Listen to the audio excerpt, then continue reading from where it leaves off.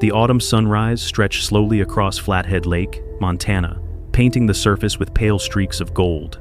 The air was crisp, each breath turning into a wisp of vapor before it vanished into the morning air. On the rocky shoreline, William Bill Carter stood still, hands tucked into the pockets of his thick canvas jacket, eyes fixed on the waters he had known for a decade. At 58, he no longer needed the noise of towns or the company of people. He had his cabin, the wilderness, and Hunter, his 6-year-old German shepherd who was more than a dog. He was family. Hunter trotted a few paces ahead, nose lowered to the damp earth, ears rotating like antennae. For Bill, mornings like this were ritual, the closest thing to peace he had found since leaving behind deserts full of sand and gunfire. The silence, broken only by wind through the pines and the occasional cry of a hawk, was his reminder that life could still be simple. But today, that rhythm cracked. Hunter froze. The hair along his spine rose like bristles, a growl rumbling low and steady in his chest. Bill halted too. He knew the dog's signals well. This wasn't a growl at a rabbit or a drifting scent of deer.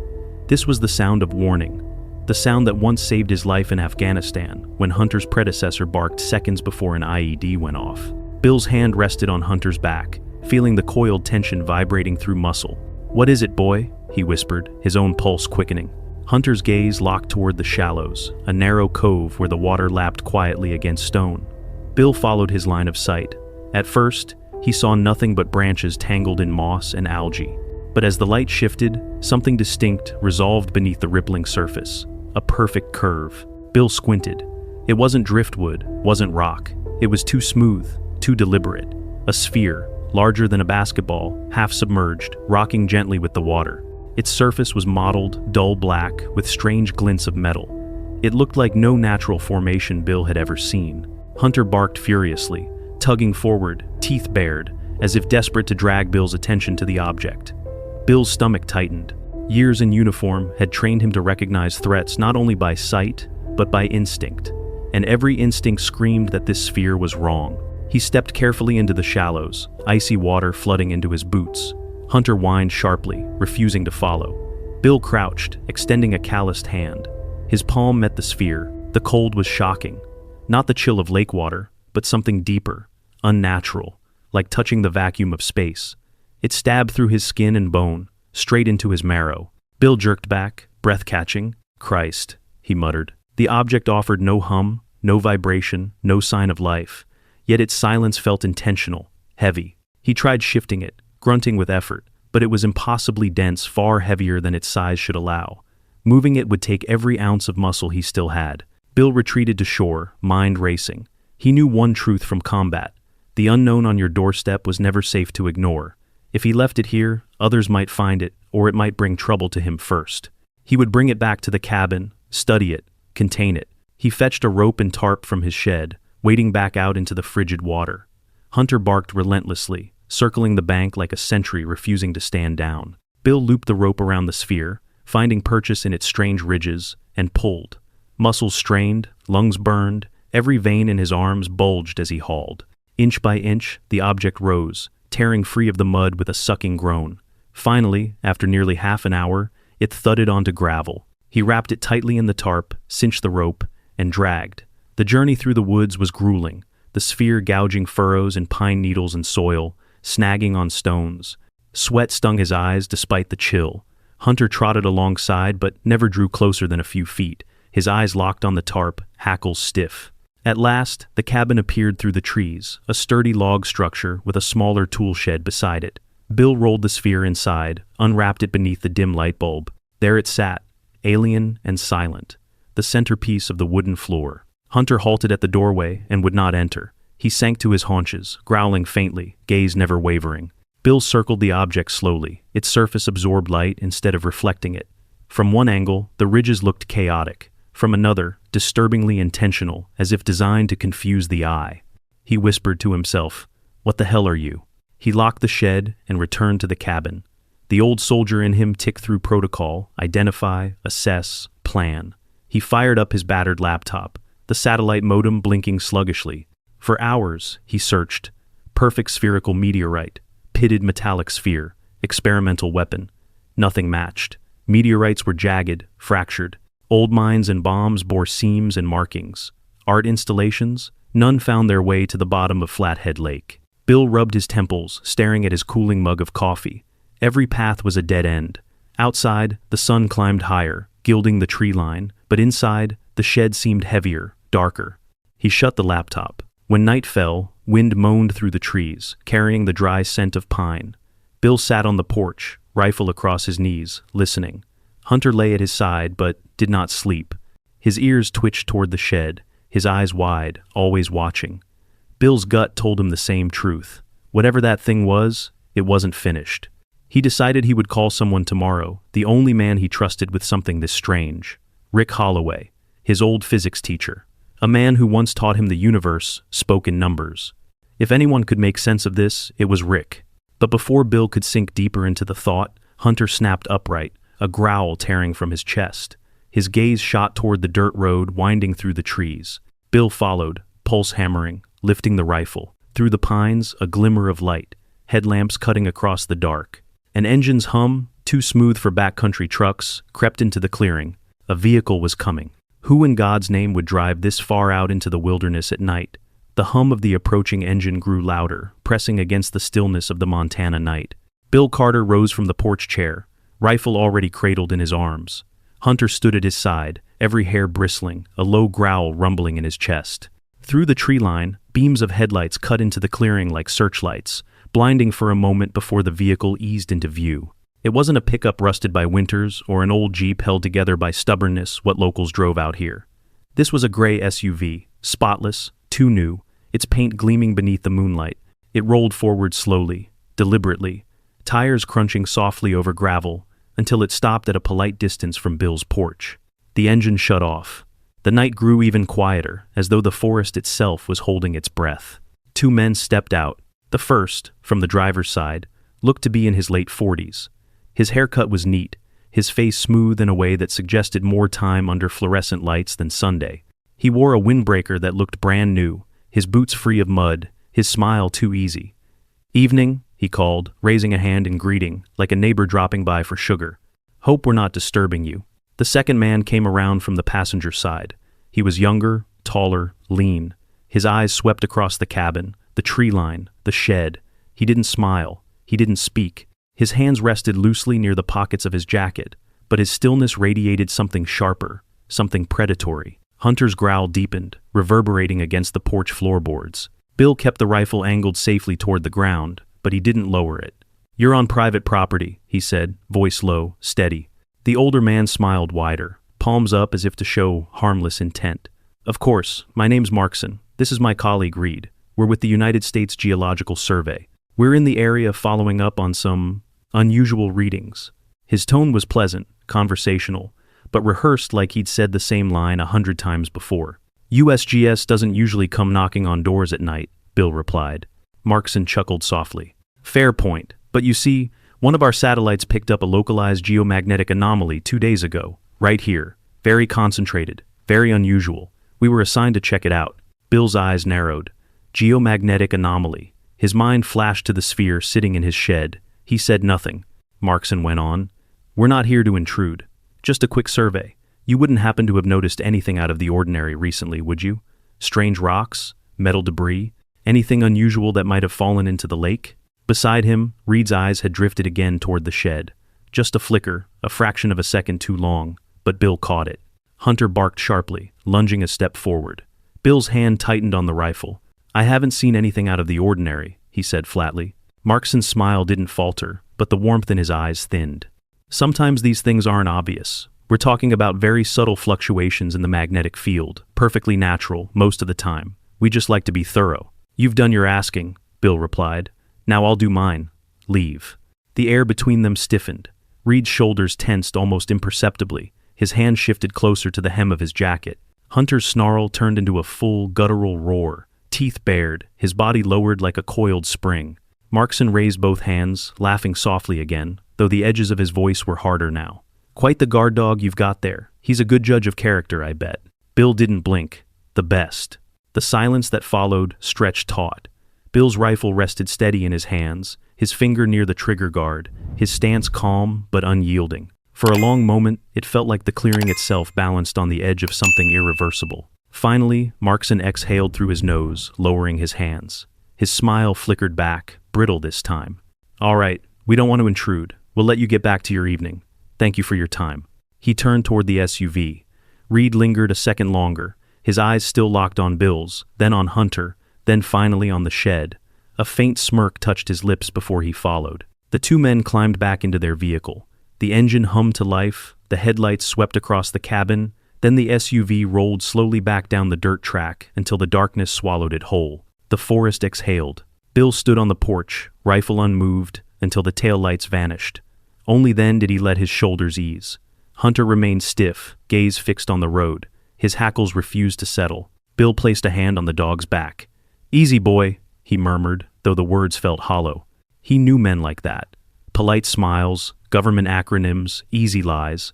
Their story might have convinced another man, but not him. They weren't geologists. They hadn't come here by chance. They knew or suspected what sat in his shed. Bill sat back on the porch steps, rifle across his lap, eyes on the tree line. The night was still again, but it wasn't the same quiet as before.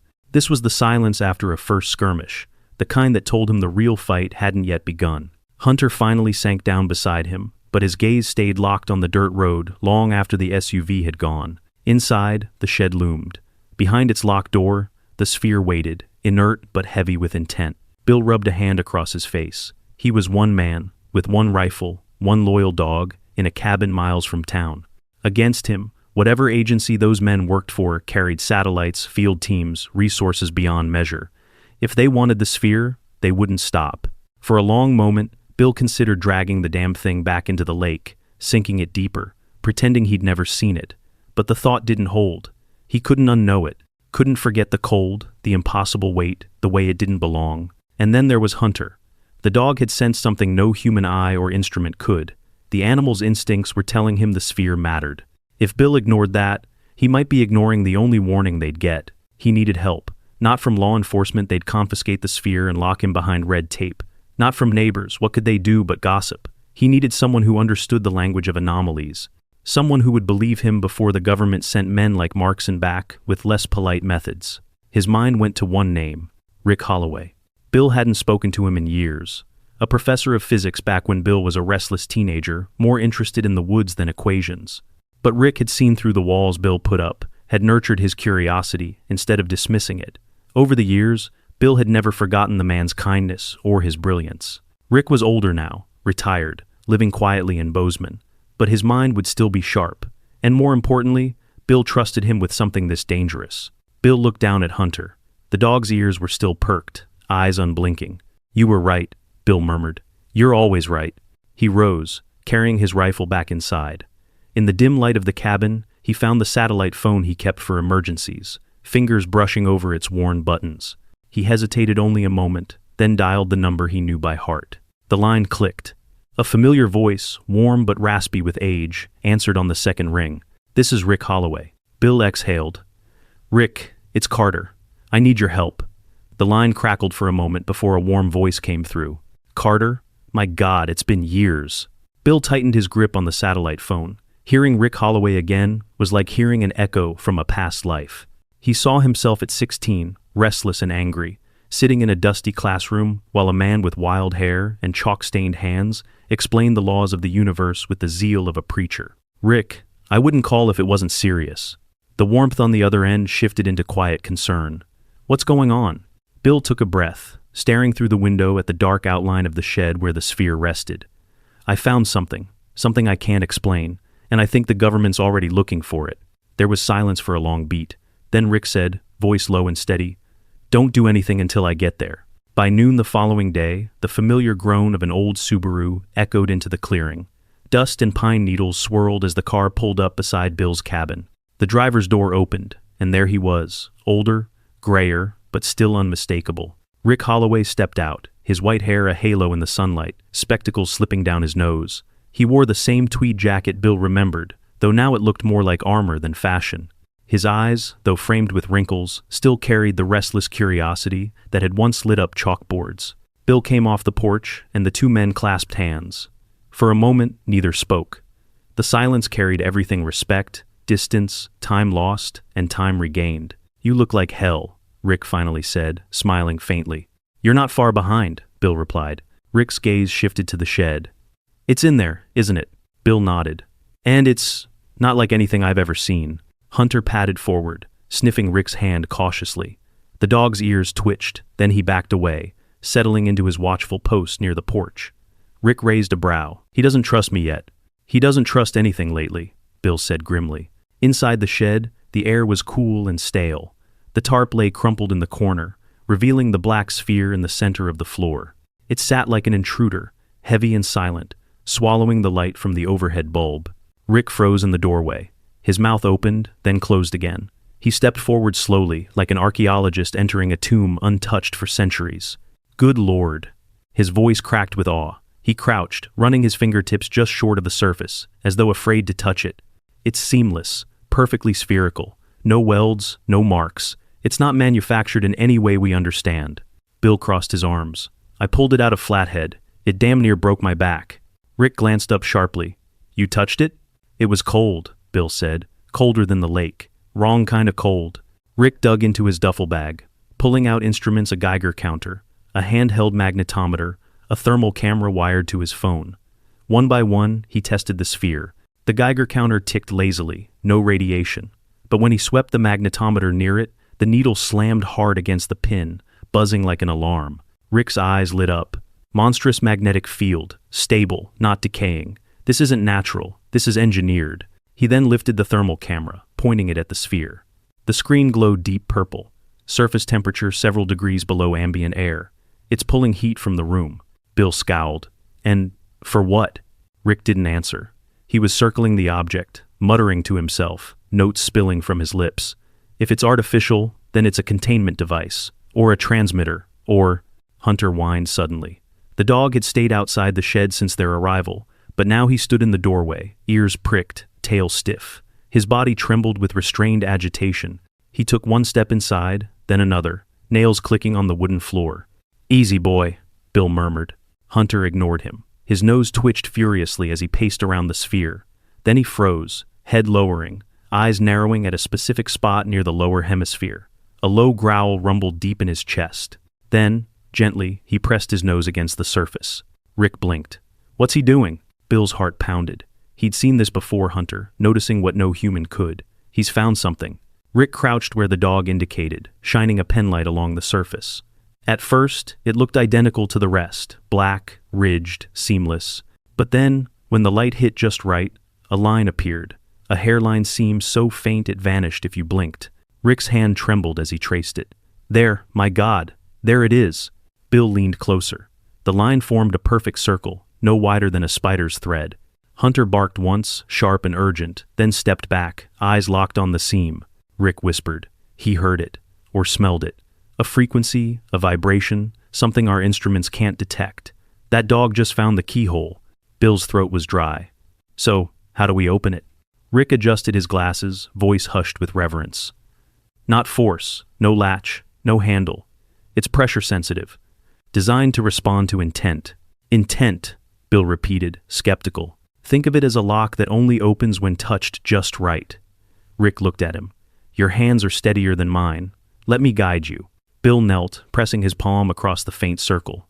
The surface was freezing, numbing his skin. Rick instructed him, steady, even pressure. Hold it. For a moment, nothing happened. The silence pressed heavy. Then, a deep hum vibrated through the floor, rising into their bones.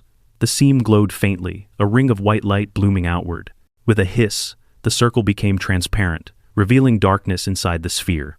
A single point of light formed, hovering in the void. It pulsed once, then expanded, unfurling into a three-dimensional projection that filled the shed. Bill staggered back, rifle instinctively in hand. Rick stared, glasses slipping down his nose, eyes wide with rapture. It's a primer, Rick breathed. Shapes danced in the air, a proton orbited by an electron. A circle with a line, then numbers, then the digits of pi. Flashes of prime numbers, the double helix of DNA, the electromagnetic spectrum. It was language without words, written in physics and mathematics.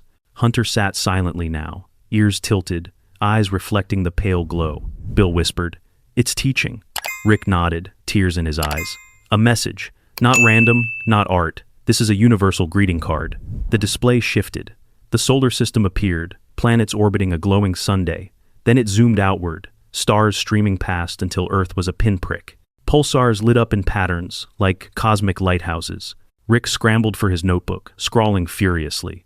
Navigation. It's showing us where it's from. Then the display changed again. A timeline appeared beneath the solar system. A vast, shimmering red cloud swept across the stars, dwarfing planets, swallowing them in crimson light. Bill's chest tightened. What the hell is that? Rick's face paled. A stellar phenomenon. But look at the date. He scribbled, hands shaking. 252 million years ago. That's the end of the Permian. The Great Dying. 90% of life gone. The display shifted forward, stars wheeling, the red cloud moving on its endless orbit. The line of time raced to the present, where a red marker blinked.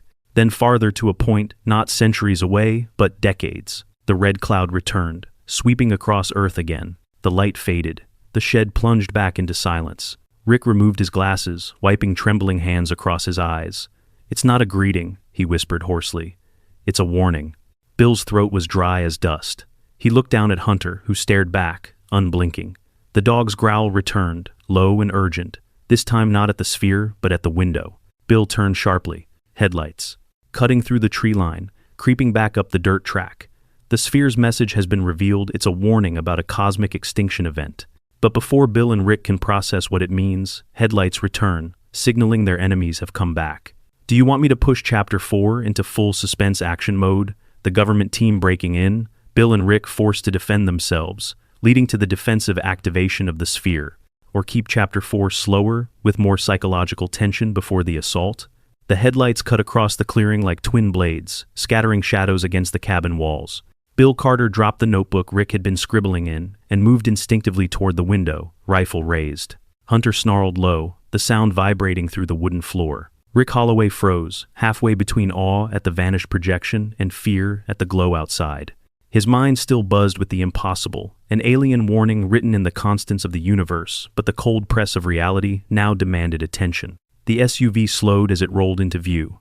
Not the battered trucks of local ranchers, but something government smooth.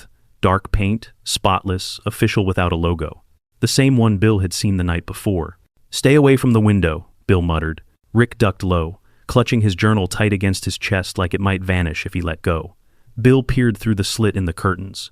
Two figures stepped out, silhouettes sharp against the beams, Markson and Reed. They're back, Bill whispered. Rick's breath hitched. They know. Bill's jaw tightened. They suspect. And they're not leaving without trying harder. The men stood in the clearing, calm, patient, like hunters waiting for the right moment. Markson raised his hand and waved toward the cabin, smile faint but visible even through the glass. A gesture of false, neighborly courtesy. Hunter barked sharply, nails scraping the floor as he lunged forward. Bill pulled back from the window. His heartbeat was steady, the way it always was when danger sharpened the world into simple choices. He turned to Rick. We can't give them anything. Not the sphere, not what we saw. Rick nodded, pale. What are we supposed to do? Same thing I did in uniform, Bill said. Hold ground until you can't, then move. The headlights clicked off. The clearing went black again. Silence. Too much silence. Bill took position near the door, rifle ready. Hunter pressed close, body rigid with alertness. Rick crouched near the sphere, eyes darting, fingers brushing the faint glowing seam like it was a lifeline. Minutes dragged. Then the sound came, boots on gravel. Quiet, disciplined. Not the clumsy crunch of hikers, but the measured tread of men trained to vanish into night. Bill hissed. They're splitting. He could feel it. One team moving toward the back, another toward the front. Hunter's growl deepened. Then the strike came. The front door shuddered under a heavy impact. Wood cracking. Once, twice. A battering ram. The hinges screamed. Dust rained from the rafters. Rick flinched violently. Bill steadied his rifle. Stay behind me, he barked. On the third hit, the door splintered and burst inward. 3 dark figures stormed inside, night vision goggles glowing eerie green, weapons raised. For a single second, the shed was a frozen tableau. Intruders advancing, Bill sighting down his rifle, Rick pressed to the sphere, and Hunter crouched, snarling like a beast unleashed. Bill didn't hesitate. He fired.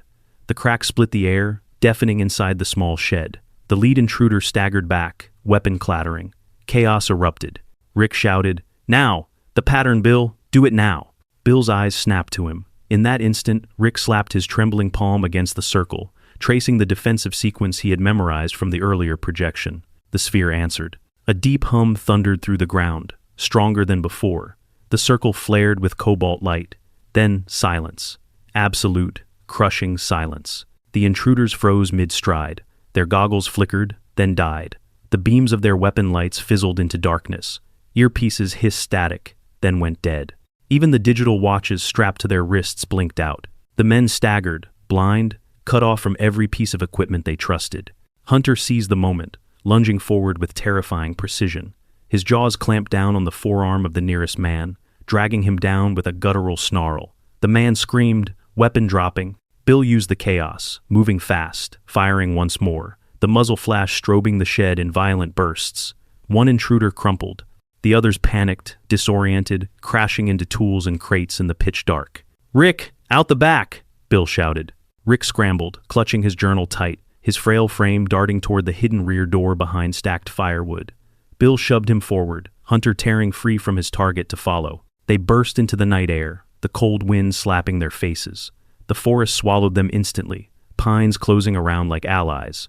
Behind them, the shed roared with muffled chaos, the intruders stumbling, shouting, one calling for backup that would never come through dead comms. Bill led them into the trees, rifle still clutched tight. Hunter loped beside him, breath steaming, body still coiled with fight. Rick gasped for air, stumbling but refusing to stop. They pushed deeper, following faint game trails only Bill's trained eyes could see. The darkness was suffocating, but the forest was Bill's home. He moved like a shadow, guiding them through gullies and over fallen logs, always listening, always scanning. Finally, when Rick's legs threatened to buckle, Bill pulled them into the hollow of an old cedar, hidden from the road. He crouched, forcing his breath steady. Rick leaned against the bark, hands shaking, glasses fogged. "They'll come again," he whispered. Bill nodded. "And they won't ask politely next time." Hunter sat, ears twitching, gaze fixed back toward the cabin. His growl had faded, but his eyes burned with the memory of what had almost happened. Bill rested his hand on the dog's back. For the first time in years, he felt outnumbered, not just by men, but by the weight of something larger than war. A message from the stars. A threat older than humanity. And now, the shadow of agencies willing to kill for it. Rick pulled the notebook from his jacket, pages scrawled with equations and symbols. He clutched it like scripture. "We can't stay here. They'll regroup. They'll bring more."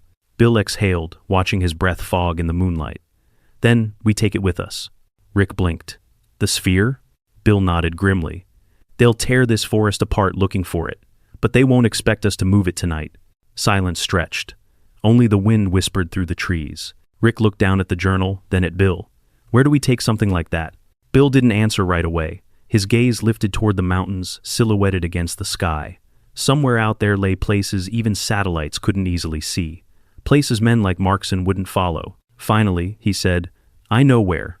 Before Rick could ask, Hunter suddenly snapped his head toward the ridge, ears stiff, body rigid. A low, warning growl rolled out of him, deeper than before. Bill raised his rifle, eyes narrowing into the dark. From the tree line above, faint beams flickered flashlights sweeping in disciplined arcs. They weren't alone. Bill and Rick have witnessed the sphere's true warning and barely escaped the first assault. They decide the only option is to move the sphere. But as they plan, Hunter senses new figures on the ridge, another team closing in, opening Chapter 5 with relentless pursuit. Would you like Chapter 5 to open immediately in action mode, pursuit through the forest, ambush, desperate flight, or should it start quieter, with Bill and Rick preparing to recover the sphere before the next clash? The beams on the ridge cut like knives through the trees. Faint, deliberate sweeps of white, too steady to be lost hikers, too synchronized to be chance. Bill Carter's breath tightened. Hunter was already bristling, every muscle coiled, his growl vibrating through the roots beneath them. Rick Holloway's eyes darted wildly. "They found us already?" Bill raised a hand, silencing him. The old soldier's instincts locked into place. He counted the sweeps, 3 lights, maybe 4. That meant at least another fire team, moving in coordinated arcs to flush them toward the clearing. "They're boxing us in," Bill whispered. Rick clutched the journal to his chest, his knuckles white. "We can't outrun." "We don't outrun," Bill cut him off, voice steady as stone. "We outthink." The ridge was closing. The crunch of boots carried faintly on the wind. They had minutes at best. Bill scanned the dark forest floor, brain moving like it had during ambush drills decades ago. He spotted a narrow game trail, choked with brush but leading toward a creek bed. Water always covered tracks. He crouched, face level with Hunter's. "Quiet, boy, with me." Hunter huffed softly, then shifted into a silent stalk, every step measured. Bill pulled Rick by the sleeve, guiding him onto the trail. They slipped into the undergrowth just as the beams swept the hollow they'd been hiding in. The forest closed around them, thick branches clawing at jackets, roots threatening to trip every step. Rick stumbled more than once, his age betraying him, but fear kept his legs moving. Bill held him steady, rifle in his other hand, eyes always scanning. The creek appeared, glinting faintly under the moon. Bill dropped into the icy water without hesitation, boots sinking into gravel. The cold stabbed his bones, but he ignored it. He shoved Rick in, motioning for silence, and together they waded upstream, letting the current erase their trail. Hunter padded beside them, his paws splashing lightly, head whipping constantly to scan the forest line. Behind them, voices cracked the night, muffled, urgent. "They moved through here." Search beams knifed across the trees, closer now, but they swung wide of the creek. Bill pushed Rick faster, every step a silent prayer that water and darkness would keep them invisible. After 10 minutes, when Rick's breath was ragged and his knees buckled, Bill pulled them out at a bend where the creek split. He crouched low in the brush, listening. The voices were fainter now, the beams swallowed by pines. For a moment, the only sound was rushing water. Rick sagged against a fallen log, clutching his chest. "I'm not built for this anymore." Bill crouched beside him. "You'll manage. You have to." Rick adjusted his glasses with shaking hands. "And the sphere? We can't leave it behind." Bill's eyes narrowed toward the distant clearing. The image of the black orb sitting silent in the shed burned in his mind. If Markson's men captured it, the message would vanish into a vault. Buried, denied. "We're not leaving it," Bill said. "But we're not carrying it on foot either. We'll need wheels." Rick frowned. "Wheels?" Bill nodded. "There's a man I trust. Old friend. He owes me. He's got what we need." Hunter's ears twitched, head snapping toward the woods again. Another sound drifted through the low growl of an engine. Not the SUV this time. A second vehicle, idling somewhere on the dirt road, headlights off. "They've brought backup," Bill muttered. He pushed Rick to his feet. "We cut north, double back. Tonight, we take the sphere before they regroup." The return to the cabin was a gauntlet. Bill moved with ghost-like precision, weaving them through gullies and outcroppings. Hunter slunk beside him, silent, eyes glowing faintly with reflected moonlight. When they reached the edge of the clearing, Bill crouched low in the brush, scanning. The cabin looked still, shadows unmoving. The shed's broken door hung loose from its hinges. "They hit hard," Rick whispered. "Yeah, but they pulled back." Bill's eyes narrowed. "Means they're waiting." Hunter whined low, ears cocked forward, body tense. Bill's plan formed quickly. "We're not going in the front, circle left, shed window." They crept along the tree line, using darkness as cover. Bill's boots rolled on soft earth, careful not to snap a twig. Rick struggled to keep up but mimicked him as best he could. Hunter led the way, every muscle taut. At the rear of the shed, Bill crouched and examined the small, grimy window. Cracked glass, rusted frame. He slid his rifle strap over his shoulder, pulled a knife from his belt, and carefully pried. The glass shifted, squealed, then gave way. "Rick, hand me the bag." Rick passed up the duffel. Bill shoved it through, then climbed in, shoulders scraping the narrow frame until he dropped inside. He landed silently, crouched low, rifle back in hand. The sphere sat in the center of the shed, exactly where they had left it. Dark, cold, implacable. But the room smelled faintly of sweat, of boots, of intrusion. They had been here, searching, and they would come back. Bill exhaled once. "All right, let's move it." Rick climbed through with more difficulty, groaning as he landed. Hunter leapt gracefully in behind him, tail stiff. Working quickly, Bill pulled the tarp and rope from the corner. Together, they rolled the dense object onto the canvas, grunting under the weight. It felt heavier than before, like it had rooted itself to the earth. Sweat poured down Bill's back. Rick's breath rasped with effort. Finally, with one last heave, the sphere settled onto the tarp. Bill secured the rope tight. "We drag it to the truck once we have it. Tonight, we just get it ready." Hunter barked sharply once, then froze at the doorway, nose twitching. Bill's blood ran cold. He killed the lantern. The shed plunged into darkness. Outside, gravel crunched. Footsteps. Two shadows crossed the gap in the broken door. Flashlights flared, slicing into the black. Rick stiffened. Bill raised his rifle, steady as stone. Hunter crouched, lips peeling back, a silent snarl ready to explode. The beams swept the room, landing on the sphere wrapped in canvas. A voice muttered outside. "They've moved it." Then, the footsteps advanced. The first man breached, weapon raised. Bill fired before the intruder could blink. The crack thundered through the shed. The man dropped. Hunter launched himself at the second, jaws clamping onto his wrist. A scream tore through the night. "Move!" Bill roared. He yanked Rick toward the rear window. Rick scrambled out awkwardly, clutching the journal. Bill followed, dragging the tarp with one arm, muscles screaming with strain. Hunter leapt free, still snarling, muzzle wet with blood. They tumbled into the brush, the night erupting with shouts behind them. More flashlights pierced the dark. Gunfire spat wild into the trees. Bark exploded around them. Bill shoved Rick forward. "Run!" They bolted into the forest, dragging the impossible weight of the sphere between them. The tarp screeched across dirt and roots, every sound betraying them. But adrenaline drove their legs, and Hunter cleared the path ahead, teeth bared, eyes wild. Bullets snapped past. One hissed through Rick's sleeve, grazing flesh. He yelped but kept running. Bill fired blind over his shoulder, forcing their pursuers to scatter. The forest became chaos branches, whipping their faces, gunfire cracking, shouts echoing, but somehow they broke through to the deeper woods. The lights thinned, the voices faded. Only then did Bill slow, chest heaving. He dropped the tarp, shoulders quaking with exhaustion. Rick collapsed beside him, blood seeping from his arm, but clutching the journal with unbroken grip. Hunter paced, circling them, panting hard but unhurt.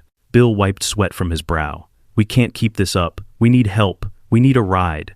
Rick swallowed hard, glasses askew. "You said, a friend?" Bill nodded grimly. "Frank Dawson.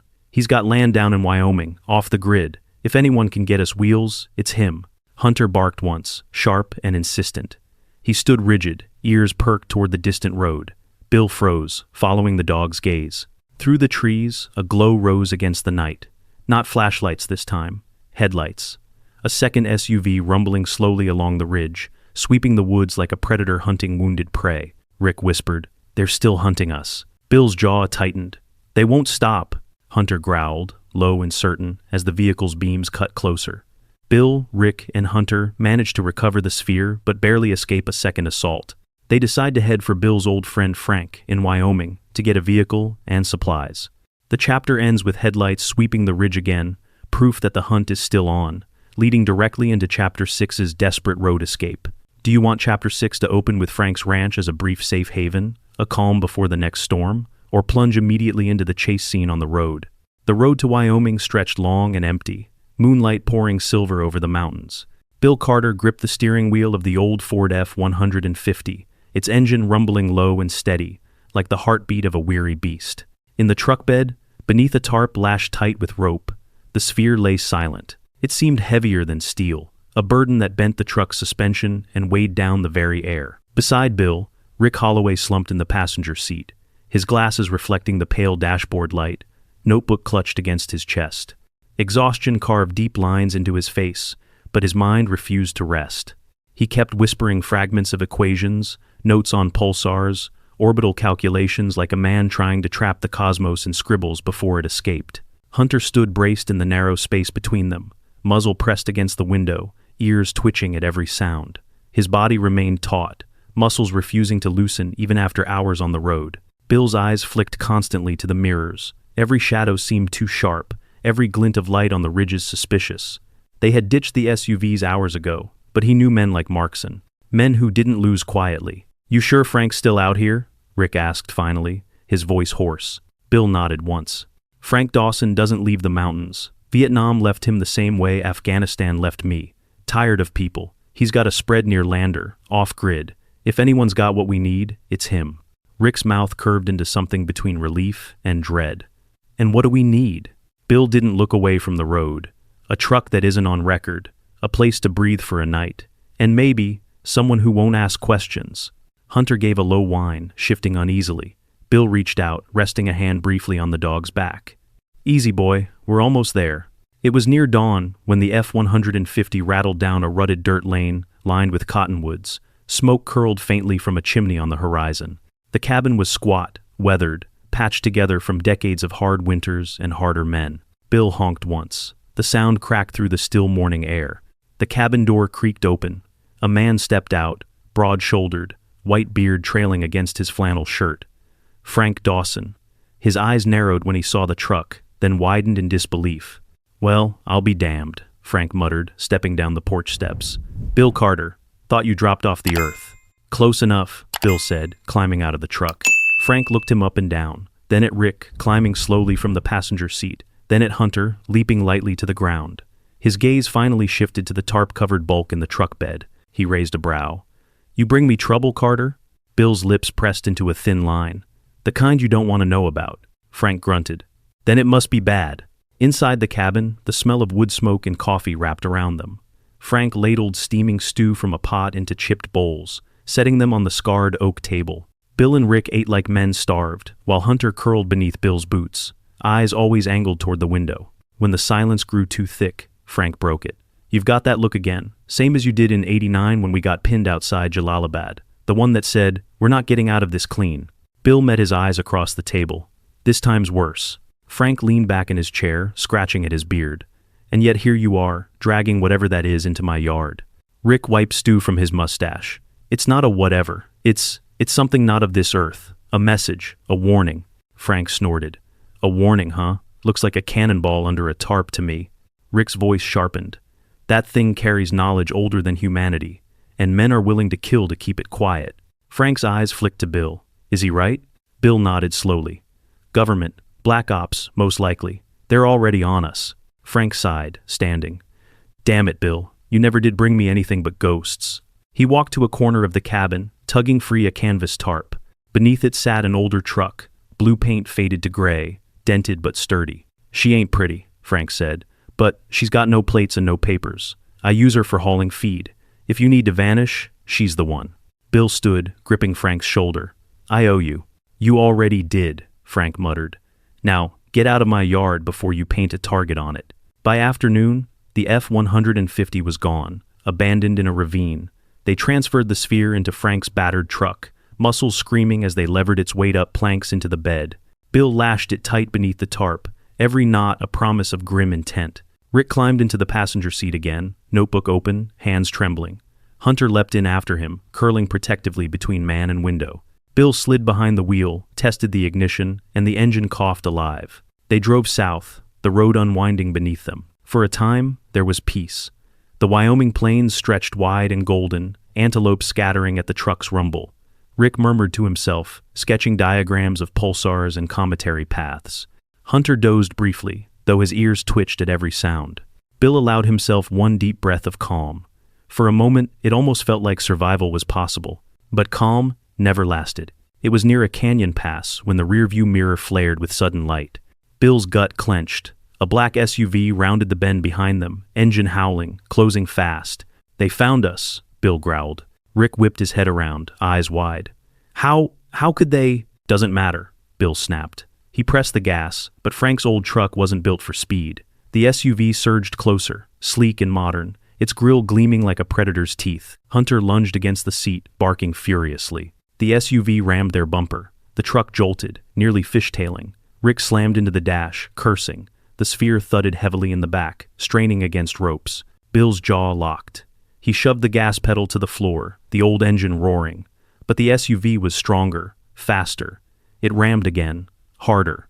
Rick shouted, "They'll force us off the road!" "Not if I take them out first." Bill rolled down his window, shoved the rifle barrel out into the rushing wind. His knuckles whitened as he steadied the shot. The SUV was almost kissing their bumper, headlamps blazing. Bill inhaled once, squeezed the trigger. The crack shattered the canyon air. The bullet smashed into the SUV's grille. Smoke erupted. The engine shrieked, metal grinding. The vehicle swerved violently, tires screaming.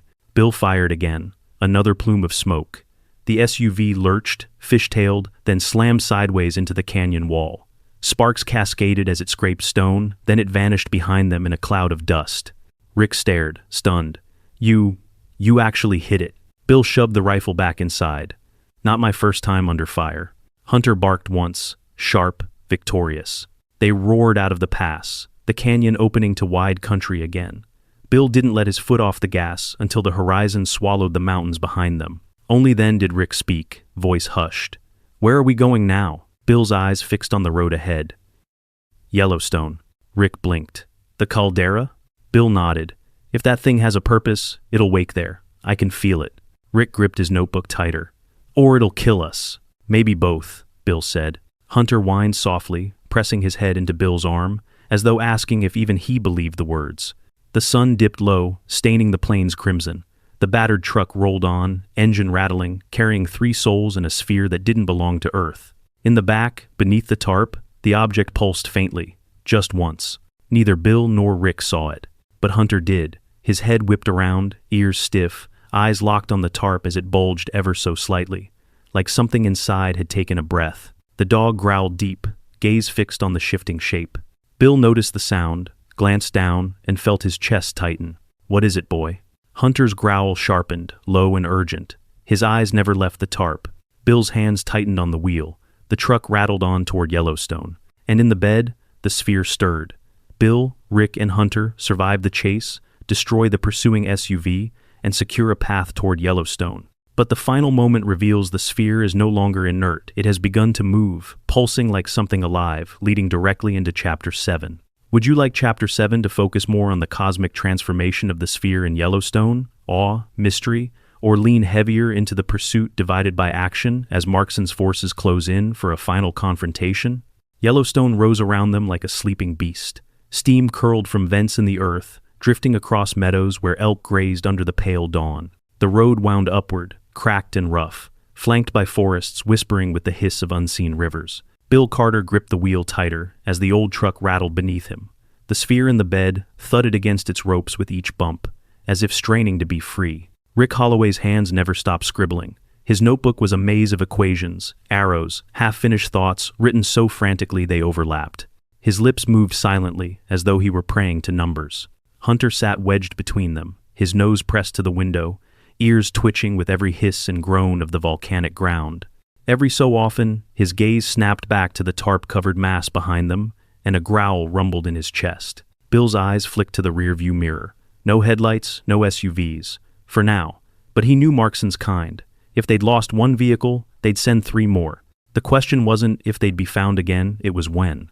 At a ridge overlooking the steaming terraces, Bill pulled the truck off the road and killed the engine. The silence hit heavy. No birds, no wind, just the low, endless hiss of the earth itself. Rick adjusted his glasses, staring out at the land. The largest active volcanic system on the continent, a supervolcano. Beneath us, a chamber that could swallow states. He swallowed hard. If the message is about cycles of extinction, this is the place. Bill said nothing. He stepped out, boots crunching gravel. Hunter leapt down beside him, sniffing the ground with unease. Steam rose in ghostly sheets from cracks in the earth. Together, they pulled the tarp from the sphere. The black surface gleamed faintly in the weak sun, but it no longer looked inert. The ridges shifted, subtle but alive, like muscle fibers beneath skin. A low vibration hummed from it, steady and pulsing, syncing eerily with Bill's heartbeat. Rick touched the seam with trembling fingers. It glowed instantly, the circle of white light returning as though the object recognized him. The hum deepened, filling the air, vibrating through the truck bed and into the ground. Hunter snarled, backing away. His eyes burned with alarm. Bill steadied his rifle. "What's it doing?" Rick's voice cracked, resonating. "With the magma, with the field lines. My God, it's waking up." The seam split open, releasing a shaft of white light that lanced upward into the sky. Steam erupted from the vents around them in violent bursts, as if the land itself were answering. The ground trembled. Bill staggered, gripping the truck. "You're gonna trigger the damn Caldera?" But Rick shook his head. Awe, overwhelming fear. No, it's not destabilizing. It's communicating, synchronizing. The projection bloomed again, symbols, mathematics, maps of stars. But this time, the images twisted, reshaped, sharpened. A grid overlaid the earth. Lines converged at Yellowstone, pulsing bright. Then, a new image. Waves radiating outward, not just across land, but through the very fabric of space. Rick gasped. "It's a transmitter. It's sending the warning again, this time using the planet as the antenna." Hunter barked furiously, circling the sphere. His body shook with a primal alarm Bill could feel in his own bones. The dog wasn't afraid of the light, he was afraid of what it might invite. Bill's gut clenched. "And if someone answers?" Rick froze. The question hung heavy. Before he could reply, A sound cut through the hiss of steam, the low thrum of rotors. Bill's head snapped up.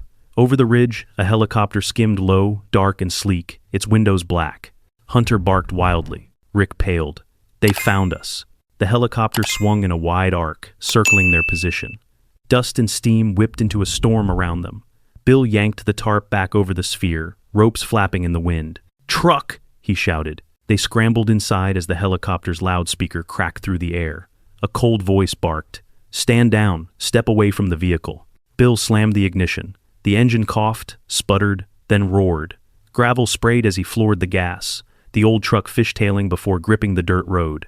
The helicopter swooped low, its rotors rattling their bones, keeping pace with terrifying ease. Rick shouted over the roar. "They'll shoot out the engine!" Bill's eyes narrowed. Not if they think this whole damn place will blow sky high. The road twisted along boiling vents, steam blinding them in bursts. The helicopter's spotlight pinned them, a merciless white glare. Bullets sparked against the road ahead, warning shots that promised worse. Hunter barked like cannon fire, throwing himself against the window, teeth bared at the machine in the sky. Bill jerked the wheel, veering onto a service track that plunged into dense pine. Branches whipped the truck, scraping metal, but the trees cut off the spotlight. The helicopter thundered overhead, circling, hunting. Rick clutched his notebook, voice trembling. "We can't outrun them forever. If the transmitter stays active, they'll track us anywhere." Bill's jaw set. "Then we shut it down." Rick stared at him, horrified. "Shut it down? This might be the only chance Earth has to survive the next extinction." Bill shot him a glare. "And if the next extinction starts because of it?" The argument cut short as the road ended in a clearing of bubbling pools.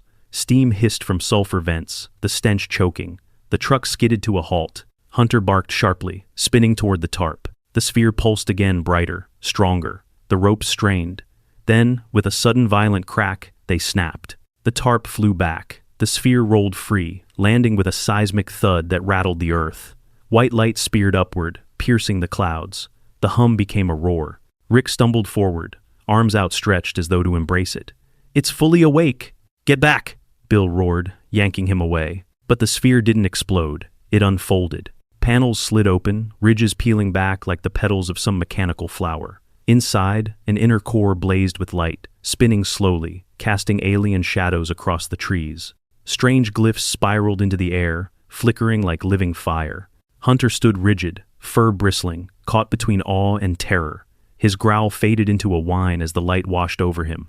Rick's voice was barely a whisper. "It's not a weapon, it's a beacon." Bill raised his rifle anyway, his voice a rasp.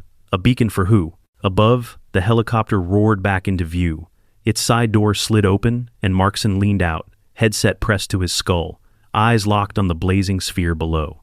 He lifted a radio, shouting words Bill couldn't hear over the chaos. Then the helicopter banked, angling sharply down toward them. Bill swore. Hunter lunged forward, teeth snapping at the air as though he could bite the machine from the sky. Rick clutched the truck door, his eyes wide with manic realization. "They don't want to study it, they want to bury it. They'll destroy the sphere, Bill." Bill gritted his teeth. "Not while I'm breathing." He raised his rifle, aiming through the chaos, even as the ground trembled beneath the awakening machine. The helicopter dove lower, the sphere blazed brighter, and then suddenly, everything stopped. The light snapped off, the hum silenced. The sphere froze, sealed again, inert as stone. The helicopter jerked upward, pilot startled, losing its angle. Bill blinked, stunned. "What the hell?" Then he heard it. Hunter was standing inches from the sphere, nose pressed against its surface, eyes locked with unblinking focus. The dog had silenced it. Rick's jaw dropped. "It's responding to him." Bill's pulse thundered. He stared at Hunter, at the sphere, at the sky where the helicopter circled like a wounded predator. And the thought came, unbidden, like a knife between the ribs. What if the key isn't us at all? The sphere awakens fully at Yellowstone, projecting as a beacon, but at the critical moment, it shuts down. Silenced not by Rick or Bill, but by Hunter. The cliffhanger. The realization that the dog may be the true key, setting up Chapter 8's final confrontation and revelation. The helicopter circled above Yellowstone's steaming valley, its rotors pounding the air into a constant, thunderous roar. Dust swirled, sulfur stung the wind, and Bill Carter stood with rifle raised, staring at the black sphere that had just gone quiet. The silence inside the light was almost worse than the light itself. And there was Hunter. The German shepherd stood inches from the orb, his nose pressed to its frozen surface, his body taut with invisible connection. The machine had responded to him, stopped at his touch. Rick Holloway's voice trembled as he whispered, "It listens to him. Not us, not me. Him." The helicopter's loudspeaker cracked through the storm. "Step away from the object. This is your final warning." Bill's jaw clenched. He knew what came after the final warning. He'd given it enough times in another life. Rick tugged at his sleeve, frantic. "They'll destroy it, Bill. They'll bury the truth, and the warning will be lost. You can't let that happen." Hunter barked once, sharp and commanding, as if punctuating the plea. Bill steadied the rifle, eyes narrowing. "I'm not letting anyone put a bullet in my dog, or that thing." The helicopter dove lower. A side door slid open, and a gunner leaned out, machine gun braced, barrel pointed straight at them. Rick's voice broke.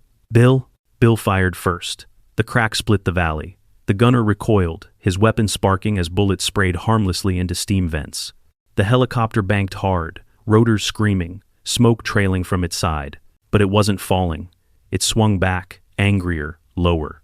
Rick shouted over the chaos, "It's going to strafe us!" Hunter snarled at the sky, his voice thunderous, primal.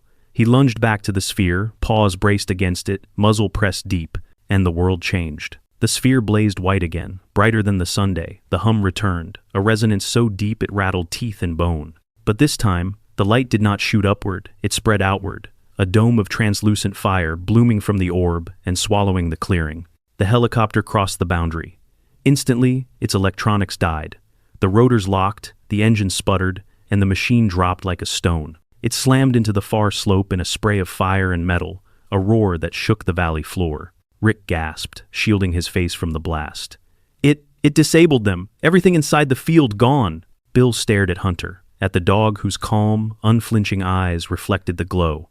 Hunter was not panicked, not afraid. He was guiding it. The dome faded slowly, retreating back into the sphere until only the faint white seam glowed.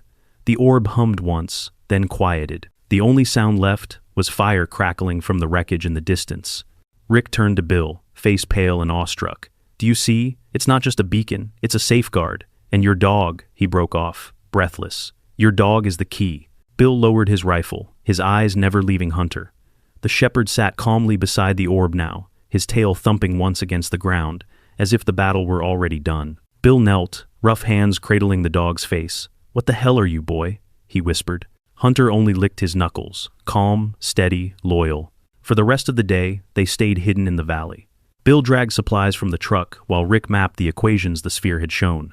The journal filled with desperate looping handwriting, diagrams of pulsars and orbits, warnings written in math. But no matter how much Rick scribbled, his eyes always came back to Hunter. By evening, more helicopters scouted the skies, but none dared approach the steaming basin where the first had fallen.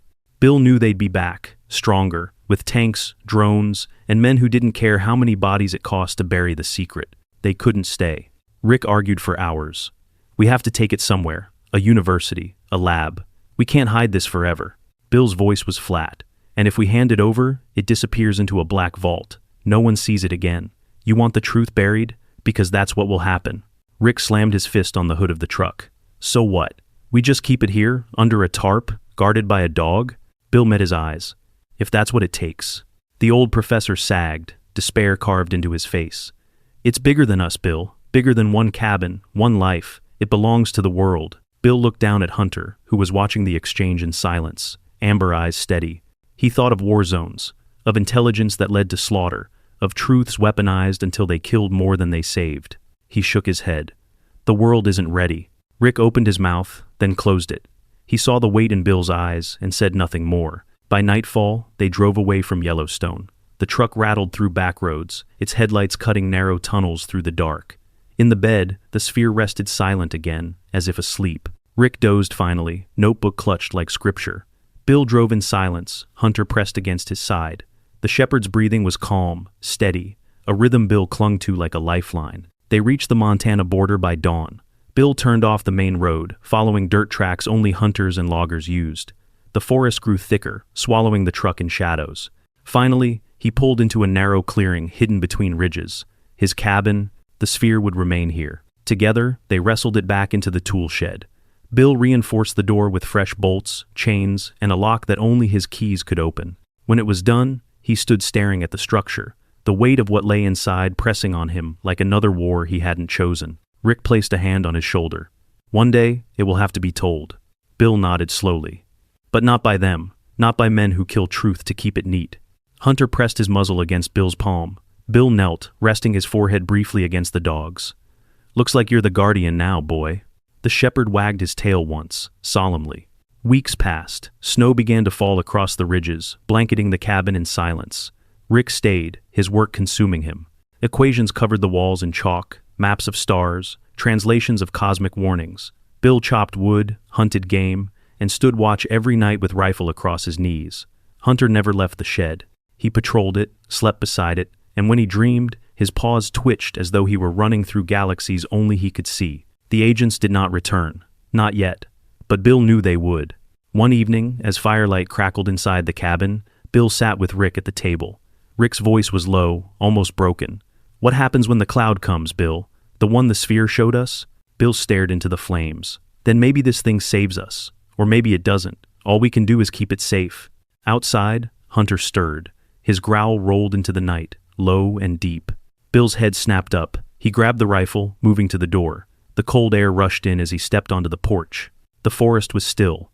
Snow drifted down, whispering against the pines. Then light. A faint, pale glow bled through the cracks of the shed. White, soft, pulsing like the heartbeat of something vast and patient. Bill froze. His hand clenched around the rifle, his breath a ghost in the freezing air. Behind him, Rick whispered from the doorway, voice trembling. "Bill, it's calling again." Hunter stood before the shed, tail rigid, ears forward, eyes locked on the door. His growl faded into a whine that sounded almost like recognition. And then the lock on the shed clicked, all by itself. Bill, Rick, and Hunter survive, hide the sphere at the cabin, and take on the role of its guardians. The world doesn't know. The government retreats for now, but the truth is preserved. Final cliffhanger. The shed unlocks on its own, the sphere glowing again, hinting the story isn't finished, that it has chosen Hunter, and it isn't done calling.